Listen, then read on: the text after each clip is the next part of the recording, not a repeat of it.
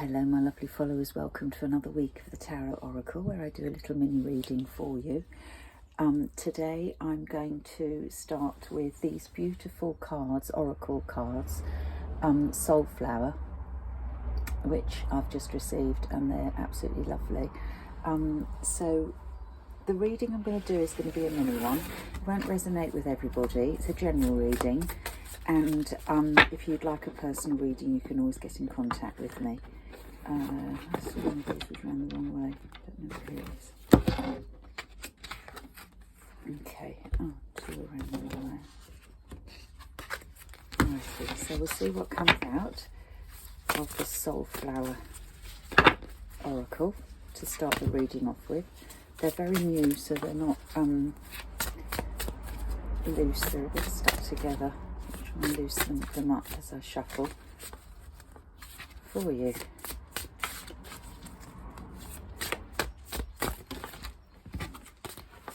We had last week the Emperor returns, didn't we? The return of the Emperor, or was it a solid offer? I can't remember. Solid offer, I think it was. So we'll see what pops out here. There we go. That's the one. Bleeding Heart, which is a lovely flower, one of my favourites, and it represents independence. It helps you to recognise and strengthen the true source of your heart's power. It is impossible to sustain directing all your loving energy to external sources, or equally to rely on external sources to sustain you. Fill your strong, independent heart from within, so that you may offer love even when heartbroken. I mean, you don't have to be heartbroken, you just might not be feeling like it. So it's little bit of healing, I would say, as well. So that's a nice message. What was at the bottom of the pack here? Nasturtium, vitality. Spicy sensual nasturtium encourages you spiritually and thinking self to come into balance with earthly physical reality. She brings warmth and vitality into the practical experience of your daily life, motivating you into action as opposed to just thinking about it. No more procrastinating. That's nice too. The two kind of go hand in hand together. One's giving you energy and the other one's giving you healing, so which is nice because they're kind of spurring each other on. The healing gives rise to energy, and we've healed, we feel revived again and more energetic. So let's see what happens here. So very quick, Celtic Cross, and I will try and do some clarifiers over the top.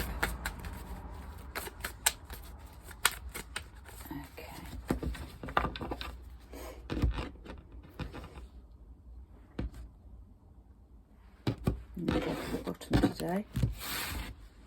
Judgment, very nice. Judgment is a major arcana. They call it the rising from the ashes. It's usually something from the past that comes into play for a second time and a more successful time. So if something wasn't quite finished, unfinished business you might call it, or if something was a project that was started that kind of you got distracted by and never got completed, it would appear that it's going to be rekindled. So it is a rekindling. Let's read the tarot read to get a few more details. Sometimes that can also be linked to things to do with court cases where judgment is on your side. It can be something to do with that you've revisited again, you want to look at it again and review it, and your judgment will be clearer this time, and it's a victorious card for the person that you would be reading for. So it would be for yourselves, it would be a card of victory, but it is a revisiting of something, a revival if you like, of something that you kind of felt was finished, done with. Here we've got the Queen of Pentacles, nice earth sign, Taurus, Capricorn, Virgo in the heart center. So very grounded energy and sure. On top of that, we've got the Nine of Pentacles. So both these cards represents somebody of strong independence, and we had that in the bleeding card here, independence. Now, looking at this Queen of Pentacles and indeed the Nine of Pentacles portrayed by this single woman here who's got everything that she needs around her, to my mind it looks like the healing is completed, and there's the nasturtium vitality energy coming in, because certainly she's standing very sure-footed here, and the Nine of Pentacles shows somebody surrounded by abundance and energy, be it the energy of fortune or the energy of nature's energy. She's prosperous. Oh my goodness. It's all the ladies.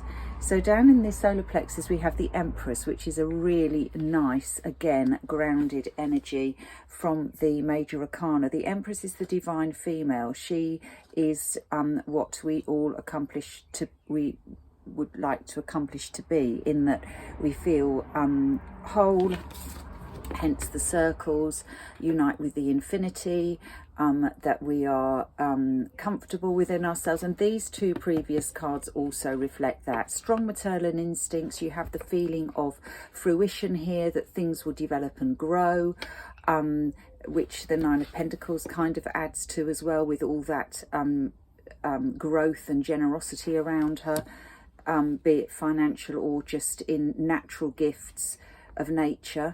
There is a portal as well that she stepped through. I forgot to mention here that she's come through something to the other side, it would seem. Again, that indicates from that independence and that nasturtium energy, the energy of having healed. And the Empress in the solar plexus is really nice. Now, again, the Empress can represent a maternal figure. It can represent maternal feelings. In the solar plexus, a gut feeling of intuition there, maternal intuition, or just wisdom, female, a sort of a wisdom, female intuition, wisdom.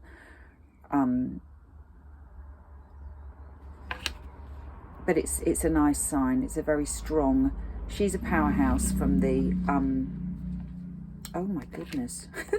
From the major arcana. We have another major arcana here. We have another lovely card. So you've got 3 so far.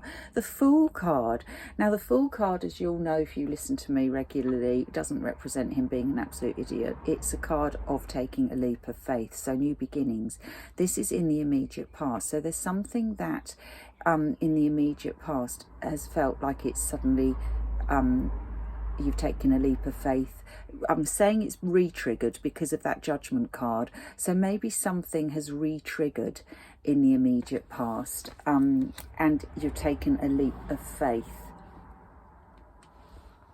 The crowning card is the Page of Wands. The Page of Wands, normally pages are messengers, come with messages. This one is a passionate message. It's one that comes with a lot of passionate feeling. In other words, it would be communicated with clarity and vitality. The rods here, the wands, are a fire sign. Sagittarius, Leo, Aries. Doesn't mean it's coming from that sign. It just means that it's fueled by the fire of that sign. So this could be you that you need. You want to go and offer something. You feel like you want to give a message that is kind of fueled by passion to somebody, or it could be coming to, or this could be coming to you. In the future, we have the Queen of Swords. So very dynamic, very straight thinking, straight talking, air sign, Gemini, Aquarius, Libra. Communication. The sword is up, ready. So here we've got a message, and we've got the communication. So we're open. Okay, so I'm just going to do 4 cards going up the side, and then we've got the King of Swords. So that's a pairing there. So I'll do 4, and then I'll do the clarifiers. 9 of Cups. So this King of Swords air sign is followed by the 9 of Cups, which is the wish fulfillment card. oops, we have the Three of Swords, which represents heartache, which is interesting because that comes after the Nine of Cups. And then we've got the Moon, which throws shadows on everything in as much as all is not clear. But however, on the back of the pack, we have the Ten of Swords, which shows that whatever heartache, whatever is pinching the heart there, or if there's a situation that's causing a little bit of cloudiness, it's going to clear.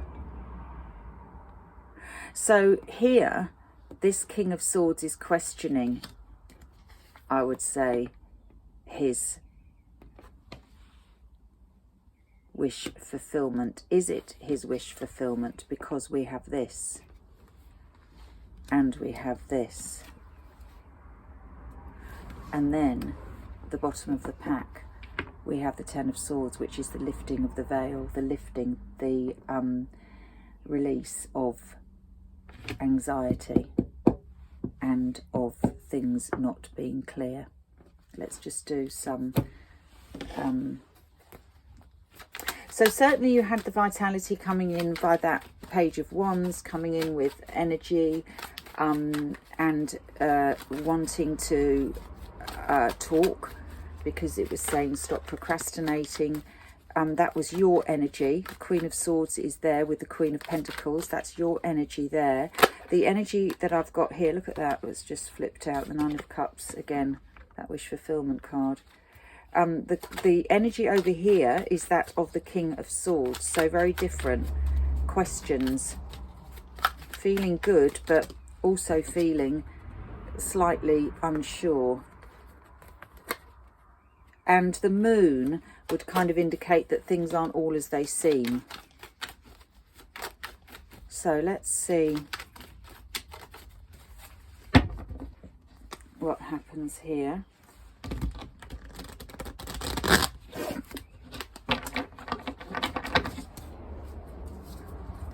As I break the pack into three here, I'm going to go for the middle this time and run up to the top. Eight of Wands, yeah. Eight of Wands, which is, here we had the Judgment card about something being revived, and the Eight of Wands suggests that there's a lot of speed with this energy. The Page of Wands here is the messenger, and it's coming in fast and urgently, sort of feeling. There's a feeling of urgency. So in the heart centre here we have the Queen of Pentacles, we have the Two of Cups. Soulmate energy.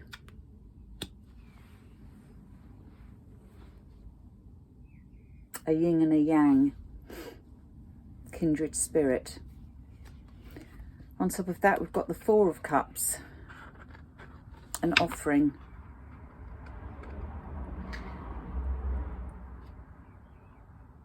Waiting. However, we are in a good place, even though we've got this Two of Cups and the Four of Cups, which is the Four offers stability. So we're waiting for something that's going to offer us stability in this soul, in a soulmate kind of situation. But we are actually in a good place. So coming back to the cards over here, when I say the healing's been done, the healing has been done, because we are ready to receive the Two of Cups and claim that stability, claim that cup. Down in the solar plexus we had the Empress, here we've got Temperance. Again, can you see the cups? The water is flowing one from the other. Got a real feeling of stillness, balance. Temperance is also a healing card. It can be a card of reconciliation. On top of the Empress, it's a lovely energy. It's really genuine, calm, peaceful, and quietly sort of knowing energy. A knowing energy of where you're at and where you want to be at. Here we've got the Fool in the immediate past, and we had the Two of Pentacles here. So there has been a sort of like a beginning, if you like, but it's been a bit stop start stop start. Two of Pentacles can be, if it's a it can be a sort of like a trying to find that balance, trying to find the happy medium. So the start might have been a bit of a stop start stop start. And then when we come now into the present, the crowning card, we've got the High Priestess. So this Page of Wands is going to speak about something that they've been silent about. It's a revelation. The High Priestess is the keeper of secrets. So this is something that you haven't mentioned. There's something that's going to come out into the open here, which is again what the Moon is suggesting, that there's going to be whatever's been hidden is coming out into the open. Things are coming out into the open, and we've got this lovely energy all around here. The Temperance card, the Empress, which is all good, and the High Priestess is the sixth sense, the feeling that intuitively you can sense when the time is right to either say something or that you feel something is going to be revealed to you. All to do, I think, with this Four of Cups situation here. Queen of Swords, we've got the Page of Wands. So that's who we had just here, the Page of Wands, the Page of Wands again. So she's connected with this Page of Wands. It might be something to do about this person here. There's a message that's coming in about this air sign. Or the message is going to be very plain speaking, very straightforward, very clear, crystal clear, because the Queen of Swords doesn't mince her words. She's very direct. King of Swords, Six of Pentacles. Now I never can say this word, reciprocity. Reciprocity? Give and take. Things are on an equal balance. And we've got the Wheel of Fortune on top of the Nine of Cups. So I did say that was wish fulfillment. And the Wheel of Fortune takes the journey on in your favour towards goodness. King of Wands. So on top of that Three of Swords, we've got the King of Wands, which is very stabilising and decisive, because it's a wand. So we've got wands, wands, wands, Page of Wands, messengers, King of Wands. It's decisive, it's passionate, it's pushing forward to a Five of Swords. The Five of Swords on top of the Moon. Five of Swords is cutting free from that Three of Swords. So eventually the clarity comes. Eventually that clarity is to get out of that Three of Swords. The Three of Swords can be heartache. It can also be a three-party situation with three swords piercing that heart, where things aren't clear. But the Five of Swords brings clarity, cutting loose. He's got his sword in the air, his sword's on the floor, and there's one in his hand. And here, the card at the bottom is the Nine of Pentacles, which we had at the very beginning. My readings seem to go full circle at the moment, I've noticed. So the Nine of Pentacles, that independent woman. So it could be you cutting free from something, to claim your independence, to claim your freedom, to arrive at the Garden of Eden, which is what they call this card, to arrive at your sanctuary and find peace and to feel that fulfillment. Remember on this one I said she's gone through a portal, so she has gone through something to get to this point. On the bottom of the pack here we had the Ten of Swords, again cutting free from things that have been weighing us down, and underneath that card, just so for you to see, is the Wheel of Fortune, which we also had here. So fortune will take you forward. Wheel of Fortune is also a card about divine timing. So all things will happen at the right time. But certainly we're heading towards a good place, a place where you feel fulfillment, safety, sanctuary. So either you're cutting free or somebody else is cutting free to arrive at this place. Good reading. Hope you enjoyed. Speak to you next week. Bye.